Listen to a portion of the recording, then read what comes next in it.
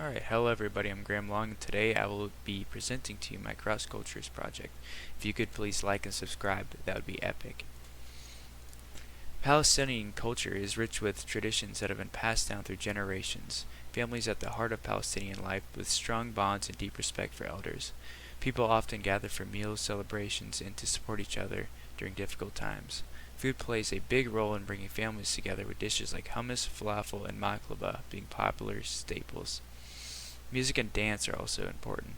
The dabki is a traditional folk dance performed at weddings and festivals, symbolizing unity and joy.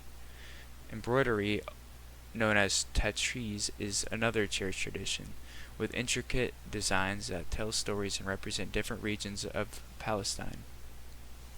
Despite facing challenges, Palestinians continue to celebrate their culture, preserving their heritage through art, storytelling, and community gatherings. I decided to focus on Palestinian culture because I wanted to learn about a community that has faced many challenges but continues to hold on to its traditions and values. I was curious about how people from Palestine lived, what they believe in, and how they keep their culture alive, especially when they have to move to new places. To learn more, I interviewed someone from Palestine who now lives in Murfreesboro, Tennessee. Hearing their story helped me understand the importance of family, food, music, and dance in Palestinian life.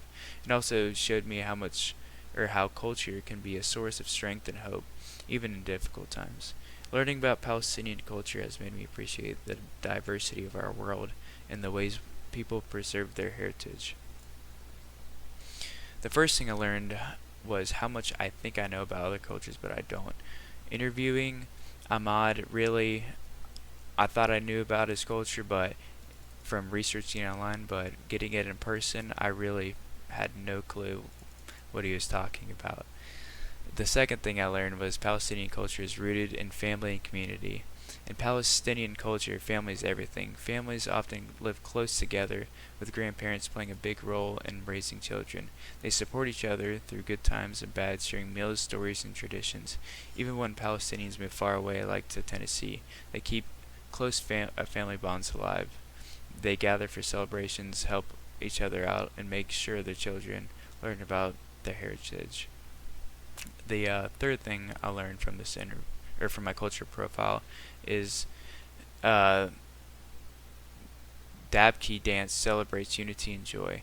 Dabki is a traditional Palestinian dance performed at weddings and celebrations. Dancers from a line or circle holding hands and stomping their feet to the rhythm of the music. It's a joyful expression of unity and community spirit. The dance has deep roots, possibly originating from agricultural rituals or communal construction activities. Today, Palestinians continue to perform Dabki, keeping this lively tradition alive in their communities. I would love to experience one of these celebrations. The last thing I learned from my culture profile is about the Palestinian communities in Tennessee keep traditions alive, really. In Tennessee, Palestinian communities, especially in cities like Nashville and Murfreesboro, actively preserve and share their cultural heritage.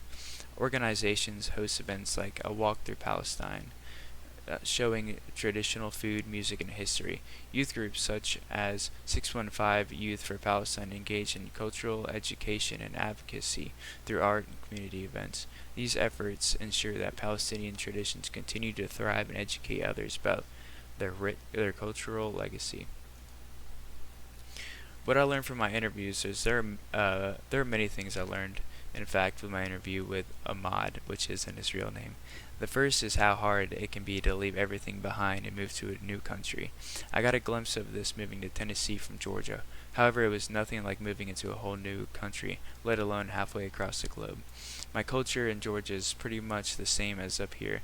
Another thing I learned is how important his family is. I probably mentioned this too many times in this presentation, but it's what the culture is really about. He had to leave all his family behind to start fresh here. The last thing that hit me hard emotionally was hearing him talk about the atrocities that have been happening over there recently. Just knowing a lot of his family over there just really saddens my heart.